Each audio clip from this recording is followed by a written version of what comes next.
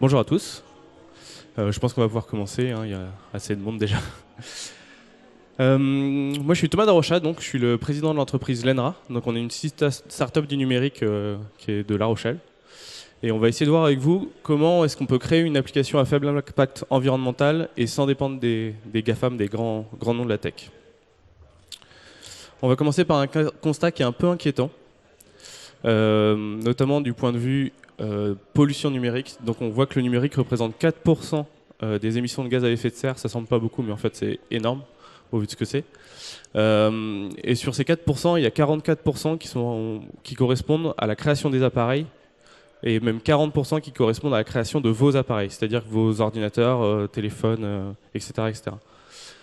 Il va y avoir 26% qui correspond à votre utilisation de ces appareils. Et du coup, votre utilisation quotidienne, quand vous rechargez votre téléphone, quand vous utilisez typiquement une présentation comme ça. Et 30% qui correspondent aux data centers. Donc au final, les data centers sont une toute petite part. On est également dans un monde numérique qui est contrôlé par les GAFAM. Ils ont un énorme monopole sur notre vie numérique.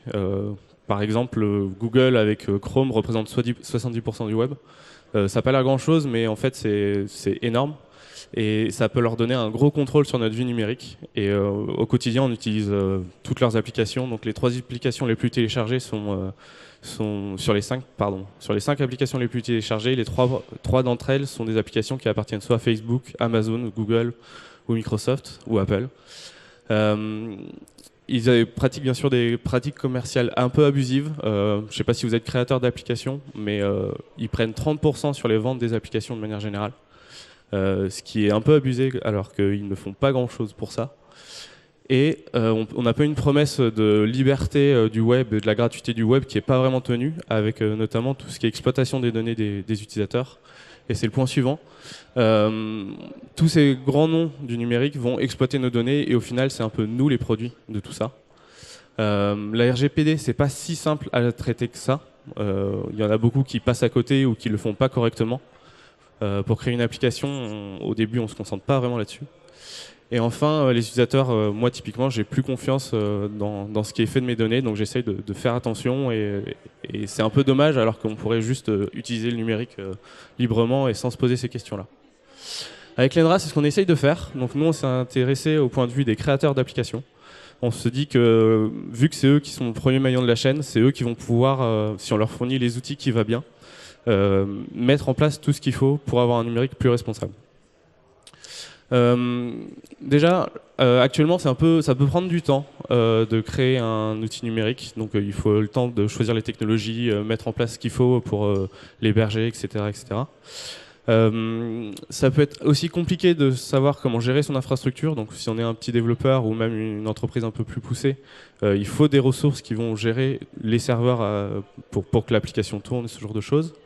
Et enfin, comme je le disais tout à l'heure, la RGPD, c'est pas toujours si simple à mettre en place. Les banques cookies, moi, ça m'exaspère au quotidien.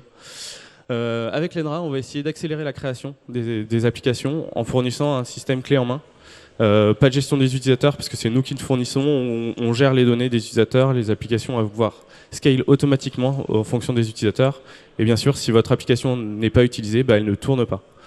Ce qui va permettre d'avoir également une meilleure empreinte environnementale.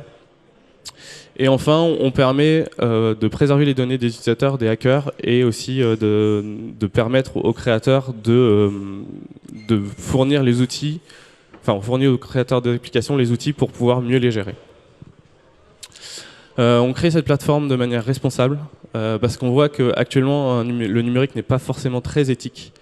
Donc on utilise toujours plus de puissance, on essaye sans le vouloir, hein, mais on change tous les 12 ans d'appareil de téléphone par exemple ou d'ordinateur, alors que techniquement il fonctionne encore très bien.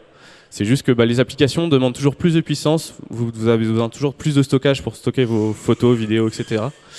Et du coup c'est pas forcément très vertueux. On a également des contraintes des systèmes, par exemple si vous avez besoin d'utiliser le paiement sans contact, il faut avoir un téléphone qui a le paiement sans contact, mais régulièrement il y a des avancées technologiques qui imposent le changement d'appareil. Et enfin, pour l'exploitation des données, encore une fois, c'est pas fou.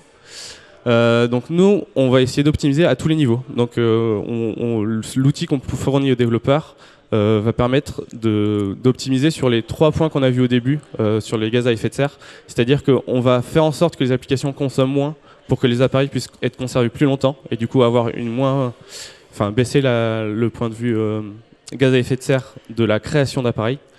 On va également essayer d'optimiser les échanges réseau de manière à éviter que les data centers prennent trop de ressources et également limiter la puissance des applications là-dessus.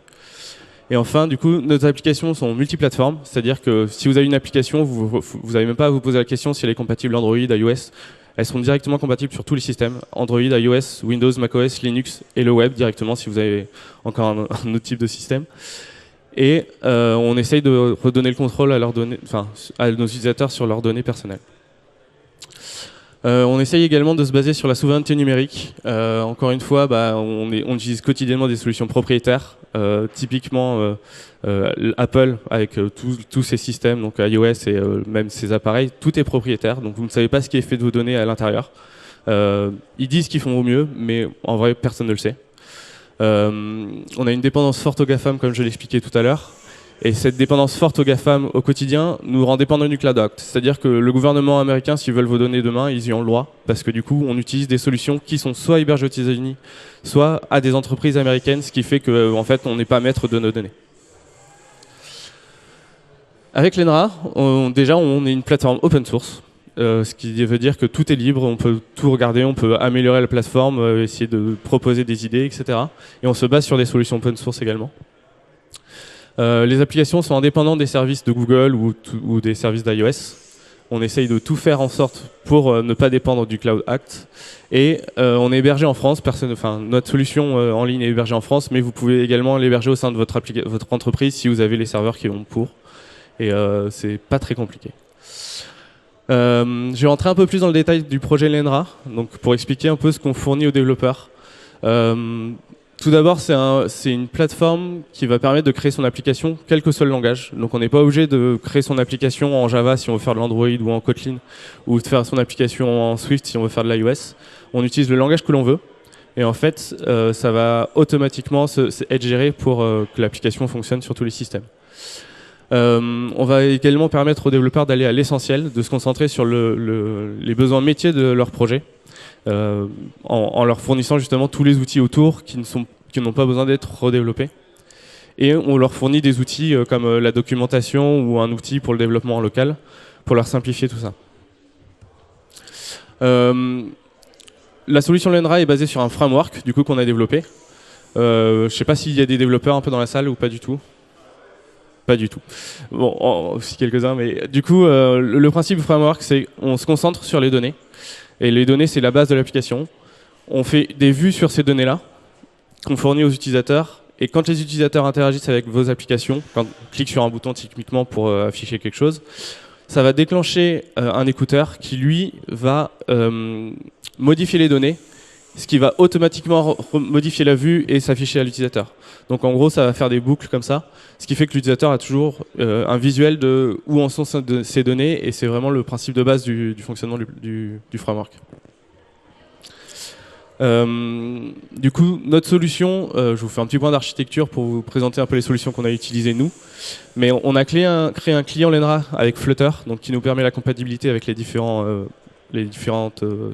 systèmes, donc iOS, Android, tout ça. Et ensuite, on a un serveur l'ENRA qui est basé sur la technologie Phoenix, qui est fait pour de la communication en temps réel, pour échanger le plus rapidement possible et optimiser les échanges de flux.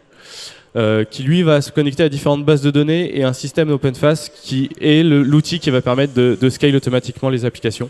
Donc on peut avoir 3 applications, donc une application qui a très peu d'utilisateurs, donc qui n'a qu'une seule instance, une application 2 qui elle a plusieurs utilisateurs, donc va avoir plusieurs instances en parallèle pour pouvoir répondre à cette demande des utilisateurs, une application 3 qui elle est coupée parce que personne ne s'en sert pour l'instant. Donc voilà, en gros notre présentation.